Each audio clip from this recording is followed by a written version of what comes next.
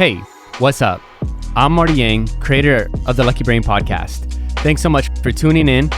If you're enjoying the content, please hit the like button and also subscribe to my channel. Thanks so much. Hope you enjoy. Thank you so much for doing this. I really appreciate it. Again, I wanted to talk to you because you have something positive to say usually, and I like your vibes. They're real. And they're positive. So I guess the first question that I had for you is, you're a person that is trying to spread, and correct me if I'm wrong, you're a person that's trying to spread positivity with the life lessons that you've learned and share those with others. And that's very similar to myself. And so I think that's why I kind of caught your vibes. So what kind of led you into this like self-development journey? Sure. Well, I'll just start by saying you definitely hit it on the head right there. It is like my main goal in life to just bring so much positivity and love to the world, because I went through some pretty dark stuff as a child, and I had it's called complex post-traumatic stress disorder. So it's like CPTSD, and it's when you have a string of traumas linked together. And so my traumas didn't end until I left for college. And when I left for college, I'm telling you, like, I am not the same person that I was back then. I mean, I was depressed. I couldn't even talk to people because like I had such bad social anxiety. Really? And yeah, I couldn't sleep. I wasn't eating. And the only thing that I could do, like while I was at college, I got medical notes saying that like I didn't have to attend class. I could just do the work on my own. But really the only thing I could like get myself to do was get up and go to therapy. And at that time I was doing pretty like intensive therapy, and I was doing it 3 times a week. And that's really where I learned about self-awareness. And the term that my therapist gave to me to like really look into is like, it was called awareness and appreciation. So that pretty much is what mindfulness is, right? Mindfulness is being aware of your surroundings. It's being aware of yourself and how you're thinking about things, how you're feeling about things. Yeah. Because my issues at that time were, like I said, like my mental state, and like I was just always feeling so sad and depressed. But during that process, I really learned that our feelings come from our thoughts.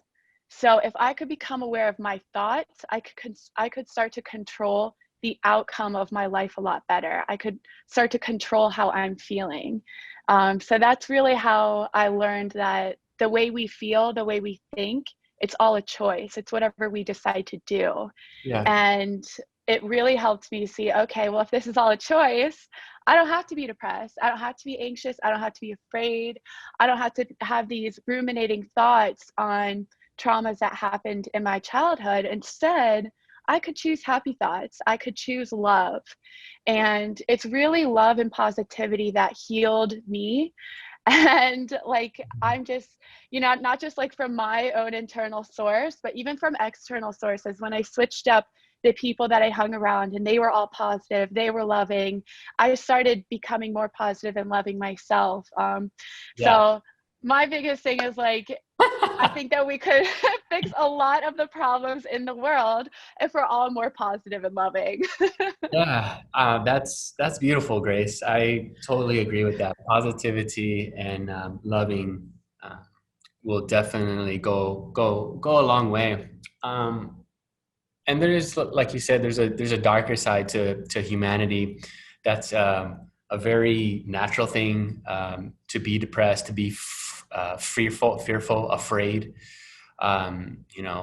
It's I guess it's just being it's what is to be a human being, and that's what's so, like, you can't have light without dark, or you can't have like good days without bad days. That juxtaposition is so important for us as human beings. But that's amazing that you were able to go to therapy. Was that like recommended by your parents? Is that something that like you wanted to do yourself? Did friends like, hey, you should go to therapy or something? It could be helpful. So it's something that I decided to do on my own. I actually started therapy at a really young age, at like 14. because there were, you know, a lot of problems in my family and in the household growing up. So I'm like, I need someone to talk to. I need help. So I started it, but like kind of stopped. And then at 18, I picked it back up again. And then 19, that's when I started doing like the really intensive therapy. But it helped so much because I also have, I mean, every single person has the right side of the brain and the left side of the brain, right? And one is more, it's feeling, and the one is more thinking. So at that time, I was feeling all of these emotions, but I also have like this analytical side of me that wants to know, you know, what to do about it and like, why are these things happening? Because I just really wanted to break it down and to be able to accomplish it or like to, you know, master some kind of outcome out of it. Because I truly felt that, you know, we have a lot of power as human beings, and we are never what happens to us. We are never what goes on around us. We are truly who we decide to be. And if you can really, I think that self education, getting to know yourself, getting to know what you want, how you operate, I think that that is the most important form of education. And obviously, there are other forms of education that are very important. You need to know how to manage your finances. You need to know how to eat, how to sleep, you know, how to interact with other humans. But it gets a little bit easier when you really know yourself. Absolutely. Yeah. I think therapy is extremely helpful. I went to therapy as well, like for the first time in my life several years back. And yeah, it's definitely the ability to, or the opportunity to talk to somebody who's kind of objective and can kind of like see the picture that you're not seeing or your friends are not seeing. So there's no like emotional connection in there, I think is important. Objectivity is, extremely helpful for an outside person to let you know what they see, a trained professional, and then you can internalize that and be like, huh, yeah, that does make some sense. But to touch back on what you were saying about like we have the power to choose what we think, and the power to choose how we feel. It brings me back to I got laid off of work several years back, and I was feeling like shit. I was totally feeling like shit. But the first thing that I did is I went to the park and I went to go feed the ducks. I'm like, let me just go do something for someone or like, let me try to like do some good. And then I just felt so good after that. And it was a matter of like an hour. I just went straight to the park to feed the ducks and I felt so good about that. But it put me in a different mindset. So like, what are some of the things Love that. about like when it comes to like making yourself feel better and the transition from going from all this trauma to like positivity? What are some of the things that help you get in a better state of mind? I know you work out. Mm. You Yeah, working out has been a huge savior for me.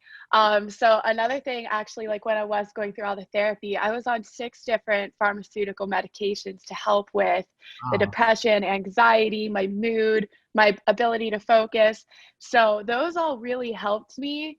But I knew long term I didn't want to be on them. So I started making lifestyle changes, and diet was number one. Like the more I just tried to eat like more whole foods, you know, whole and organic, of course, like if I could get my hands on it and if it was natural. feasible. Yeah, as natural as it could get. As natural. I want it from the earth. I want it coming from like a very wholesome source, because what you put into your body, they actually say that your gut, your microbiome is your second brain, and Right. it has effects on your cognitive functioning, your mood, everything. So I'm like, okay, I'm going to stop eating Cheez-Its and pizza and fries. I'm going to start eating vegetables, fruit, you know, free range chicken, eggs, things that are going to like literally feed my body and feed my brain. Yoga was something that also saved me so much. I mean, I like once I found that, I really dove into it, because once again, I have that analytical side of my brain. I'm like, okay, why does yoga work?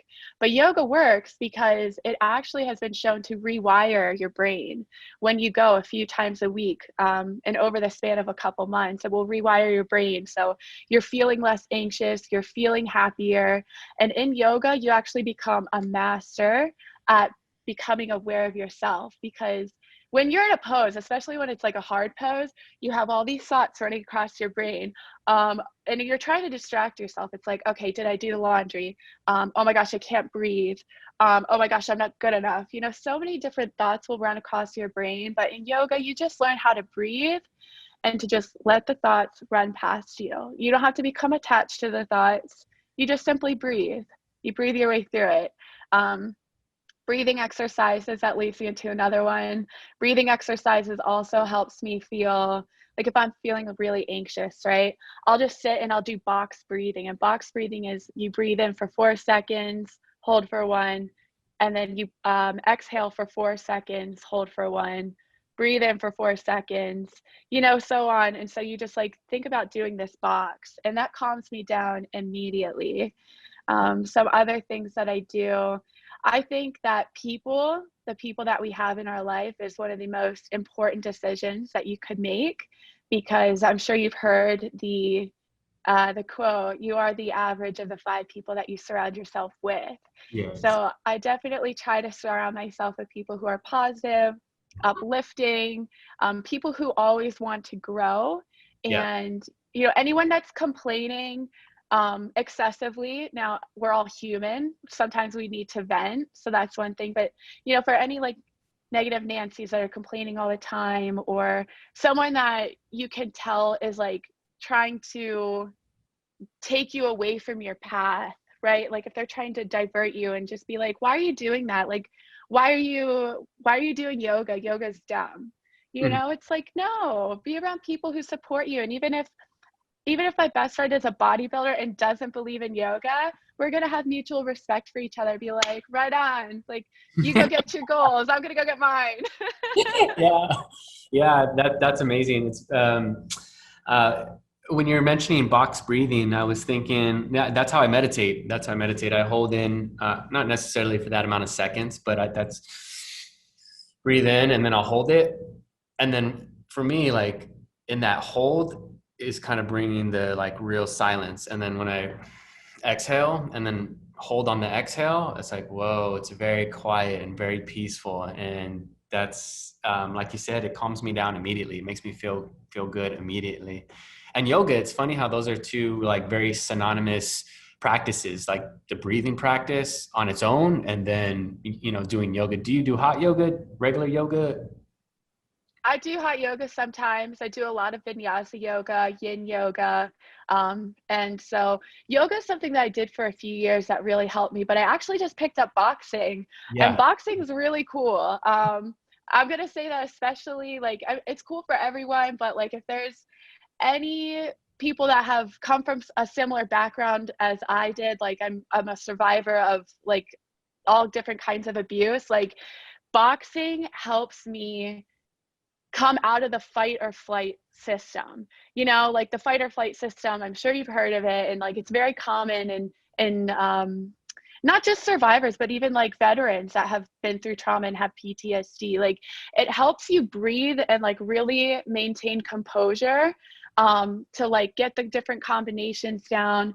But I highly recommend it for anyone that is a survivor of, you know, any kind of abuse, domestic abuse, because it helps you feel stronger mentally, emotionally, physically. It helps you feel like, okay, you can go ahead, like you can now throw punches. Like if anything like were to happen again, like you'd be able to defend yourself. Yeah. So that helps me bring out also like a more fiery side of myself. So it like helps me be even more of a go-getter. It improves my confidence to be like, okay, I can literally do anything that I put my mind to. Like I'm not just someone who can be peaceful and hold like really cool yoga poses and handstands. I'm also someone that has strength and agility and like can really go after her goals.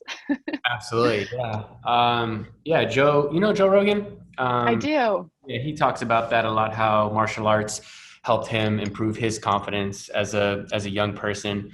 Um, he said that he moves around a lot, and then at new schools, you just get bullied around because people don't really know you, and you kind of have to like establish yourself in the community. And Yeah.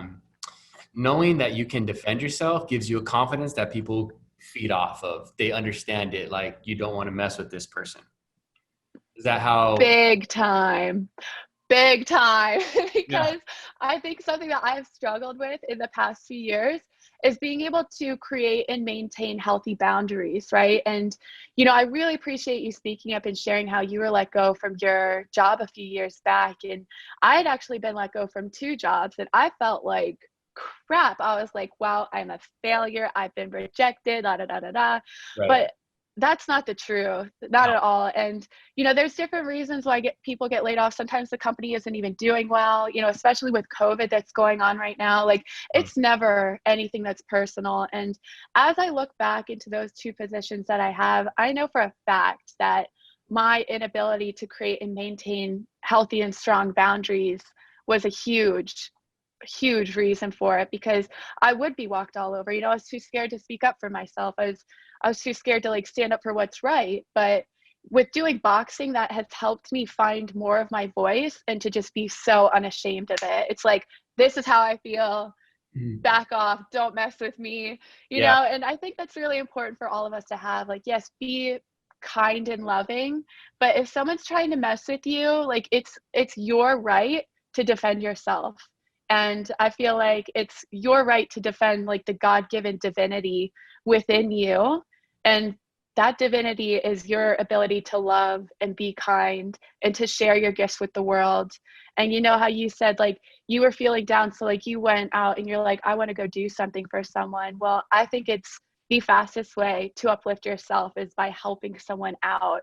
Yeah. And so that's just one of the gifts that, or one of the you know forms of divinity that we have in ourselves. I mean, we're all born with our own unique set of gifts and skills. And when we share that with the world, it's like we lighten up ourselves, so we're lighting up those around us.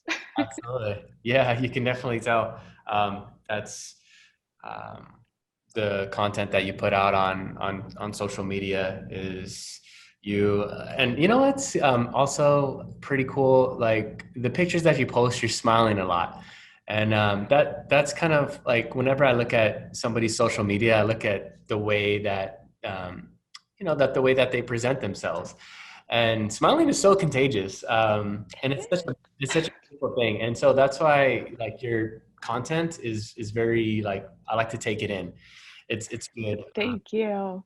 I had a interesting story. I was feeling pretty down one day when I was headed into work, just probably like tired, and I'm like, damn, same old grind, same old shit, different day. Um, and then this person gave me a smile, and then I smiled back, and I was like, damn, that felt good. And because I had a smile on my face, I smiled at somebody else and they had a smile on their face. And so it's so simple. Just like providing somebody with a smile can literally um, make the community around that person better. Just and it's so simple to do. So thank you for the content that you put out. It's very warming and very like happy. So I appreciate that. And also thanks for sharing your dark side too. That like I read about your post. I'm like, damn, that's some like heavy ass shit. So it's always amazing to me the experiences that people go through that makes them the person they are today. So I want to talk a little bit like about your Bali experience. Like, what were you doing out there? So Bali, I went there two times. Once in April 2019, and I went out there for like a self-development seminar, and it was kind of like all about conscious leadership, right? And that's like I went out there like after I had been fired from my job out in California, and I was so burnt out. I'm like, oh, I just worked my butt off for this company. They let me go. They told me like I couldn't be making more than my sales manager, and like they started blocking opportunities. So I was just like, what the heck? Like, would you want to keep someone that's like a really strong person on your team? So once again, I was just feeling like taken advantage of, like feeling really down on myself. So I'm like, I am going to this event in Bali and I'm going to pinpoint what the heck is going on in my life and I'm going to change it. And so that's where I learned about the world of coaching. And they were coaching people in person on stage. It was really dope. And like I was able to break through a lot of like the limiting beliefs that I had about myself. And that's where I really first started to like speak out about my childhood. And it was very freeing, and I was just like, if they can do this for me, I want to do this for like the whole entire world because this is freaking awesome, right? So I came home and like I was like, okay, I want to be a coach. I want to help so many people. And like I had a few really good clients, like got them like amazing results. And then I actually was invited back out there for this past New Year's Eve for a yoga retreat. And I started talking to them and they're like, well, Grace, like you said that you're coaching. So like, how's your business going? I'm like, oh, it's really not going anymore because my family, like they got back to me and like, they just really put me down for it. So like I stopped and they're like, well, you have like an amazing gift. Like you should be sharing that with the world. So they invited me to go out there, not just for the retreat, but to join their team too. And to help them like with the business development and help run the retreat. So I went out there and I was like so excited. I'm like, wow, I'm going to be working with like two of the coaches that were there at this event, this transformational event in April of 2019. And I went out there and the opportunity just was not what I thought it would be. And I think it just also comes down to there were three partners, right? Like two of the coaches and then me. And I was out there and I was like, okay, I'm ready to go, fill up my pipeline, let's do this. But they didn't have the content or the strategy completely done and made up. So it started to just be a little bit more draining for me. And I quickly saw that, like, not quickly, I mean, I was there for like 2.5 months, right? But I was so out of alignment. I mean, there were so many things just going the completely opposite direction that like I wanted them to. And I'm just like, I'm like crying and I'm like, what is going on? And so many things happened. Like, right, I was being scanned for my passport, my phone, all my credit cards are showing. I was locked out of my bank accounts like in Indonesia. And Yeah. I'm like, what is going on? And then like the straw that like broke the camel's back was I was like in a really bad motorcycle accident. And I was like, I am going home. I am not meant to be here. When I land in America, I'm going to kiss the ground. Like, I'm just thankful to be alive. I'm thankful that like I can get there. So yeah, I came back and I went to live with my grandma because my grandma is like number one in my life. She, like when I went into her, like I left college actually and went to live with her. And that's where I started learning about the world of like nutrition, different lifestyle changes like yoga, meditation, spirituality. So I was like, Nana, I'm coming home from Bali. Wow. Wow. That's, yeah, it's so interesting to hear that. And it's amazing too, because you would think that, going into that opportunity, for me, it seems like that was kind of like almost like that would have been it. Like this is what I'm going to do. And then when that doesn't work out, it's like, wow, what a mind fuck. What a mind fuck. Yes, Yeah. perfect way to put it. Perfect way to put it. But I truly believe, and this is me saying this after like so many different breakups, two jobs that I've been fired from, and then this opportunity that, like you said, I thought it was it. I had prayed for something like this, and I finally get there. I'm like, yes, this is everything I ever wanted, and it didn't work. But like rejection truly is just redirection. Like it means you are not meant to be there. It is the universe, it is God, like it is their protection over you, pushing you somewhere else. And so when I start to look at that, instead of being like, boo hoo, I'm not getting what I want, which don't get me wrong, like it's a very valid feeling, but you can either stay stuck on that feeling and walk around, be like, oh my gosh, I didn't get what I want. Or, okay, I didn't get what I want, but I trust the universe, I trust God, and I know that I'm about to get something way better than I could have imagined. Yeah, absolutely. Absolutely. Yeah, totally. That's beautiful. Rejection is redirection. Is that what you said? Yes. That's amazing. Rejection is redirection. Rejection is redirection. Yeah. I mean, I truly feel that that is true, because if you're going after something and it's not happening, um, you can try to grind it out and almost like force yourself, like find a way to do that. But like you said, I think there's something very almost like esoteric about trusting your intuition and kind of going like not necessarily the easy path, but like almost like the path of least resistance, especially when you're kind of in alignment with in alignment with yourself. And I think that yoga, I think that quieting the mind, meditation is extremely helpful in a world that has so much noise, so much distraction. There's like a million things to watch. There's a million things to read. And I definitely appreciate the fact that you're doing yoga, that you're doing meditation, that you're doing boxing. And it's not, and another thing that I appreciate about you is not that it's all, you know, peace and love, but it's also like intensity and let me like kick ass as well. I love the balance between those two thoughts of like that mindset, you know? Thank you. It's essential because, you know what, Marty, I tried for the longest time to focus on just the positive, just the light, just the peace. And there's nothing bad in the world, but there is bad in the world. Yeah. There is bad. And you know what? Like, we, even as humans, like, we have bad inside of us. Like, there's things that, like, we always need to work on. And if we don't deal with our shit, if we don't deal with our hurt, we're carrying that on with us. So we just need to be very aware of, you know, what's going on in the world. Don't look at everything like with rose colored glasses. Like, be realistic, but be optimistic. Hope for the best, but also just like live on the plane that you are and be like, okay, that's fucked up. That's not going to work for me. Oh, that's really great. And that's going to help me move towards my goals. So I'm going to go that way. But, you know, I would sometimes like look at bad things and be like, oh no, it's not that bad. It's Right. not that bad.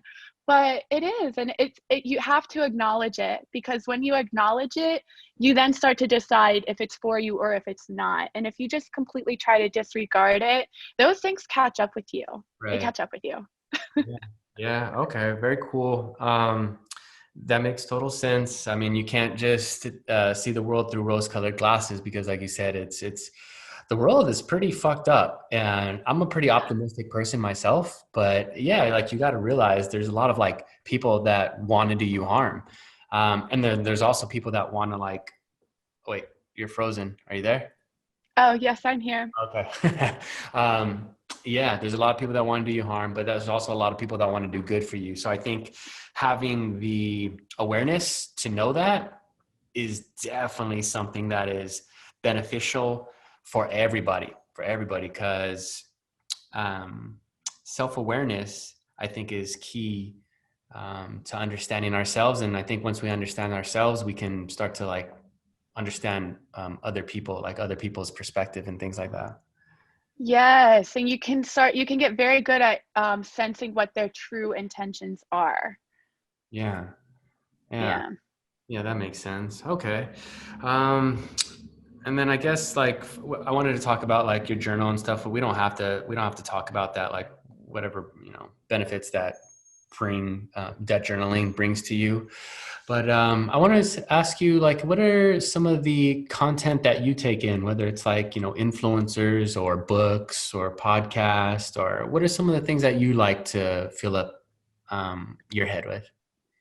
So, for the longest time, like when I was going through my mental health struggles, I was I got extremely into personal development, self-growth, and spirituality, because I was just like trying so hard to like fill myself with like good things and like nourishing things to help me pull me out of this hole, right? And so I focused on a lot of that, you know, like different spiritual avenues, angels and Tony Robbins, people like that. But now I've transitioned and I'm starting to read different things that are going to help like sharpen my mind. And so I just picked up a book by, what is it? You'll have to forgive me. My memory sometimes is spotty, but it's by the Yeah. FBI agent, and it's about negotiation. It's like how to negotiate as if your life is depending on it, right? And it's an FBI agent that was like the lead hostage negotiator.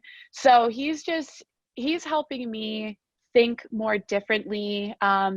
And you know, like I said, like I've struggled with boundaries in the past, and sometimes like I've been walked over, like in personal relationships and business. And now that like I'm stepping into my entrepreneurship, I want to make sure that like I have my wits about me and I know the art of negotiating and how to apply that to business and everyday materials. I also love David Goggins. He is such a hard ass. Like I love reading his stuff because he went through similar things that I did, you know, childhood abuse from his father.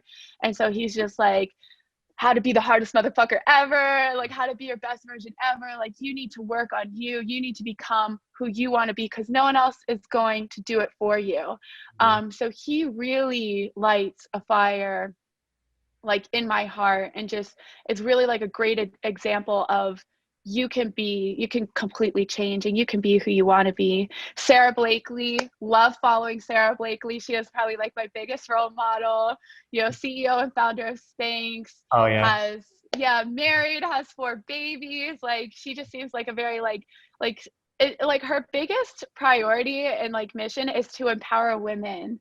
And like what a beautiful phenomenon that is. Like she's like, okay, I'm going to set out to empower women. It wasn't like I want to be super successful. You know, this goes back to what you said about the ducks. Like you, like in order to feel better, like you went out to give and to uplift someone or something else. Well, same with Sarah Blakely. Like she talks about all the time, like her business plan, like she didn't have a business plan. She was just like, I want to empower women. And she is now a self-made billionaire. So I think the more you focus on changing someone else's life and bringing value to them and being selfless, I think the more success and happiness, fulfillment, and joy you're really going to see. So That's, like, that's yeah, don't be self-serving, be selfless. yeah. And then also too, I think to be selfless and bring it like kind of back in a circle. Selfless, yes, is reminding me of like, you know, everything, you know, is all good, like rose-colored glasses. But at the same time, like you were saying, I didn't expect you to be reading a book by the FBI and to mention David Goggins. I was expecting Tony Robbins. I was expecting that. Amazing. That's so cool, Grace. I was not expecting to be into David Goggins and reading this book by the FBI. But yeah, like, yes, be selfless, but also put up your boundaries as well. Like, don't let people walk all over you. Sarah Blakely, her name was familiar to me because her husband was on Joe's podcast too. What's his name? Jesse Itzler. Jesse Itzler. Yeah, he's a bad motherfucker. Yeah, he's such a cool dude. Super cool, and super laid back and chill. And that's kind of how like him and David Goggins kind of got together and was living with Sarah Blakely and Jesse Itzler. You heard that story before? Yeah, what a cool story that is. Yeah, that was amazing. But cool, Grace. I think we'll wrap it up here. Is there any like advice that you want to give to people, like maybe younger people or even older people that have kind of suffered a lot of trauma and maybe are looking for a way out? Is there anything that you would kind of like recommend to them? Yes, absolutely. Start a gratitude journal, and no matter how deep in the hole you feel, just start it. And I started mine with literally being like, I'm grateful for water, I'm grateful for air, you know? And then it started to grow and grow and grow. And gratitude, what gratitude does, it amplifies everything in your life. It takes what you feel blessed for and multiplies it. So start a gratitude journal. I could now, like, if I had to like write everything that I'm grateful for, it would probably take me a few days. But a couple years ago, I told you, I started, it was just 2.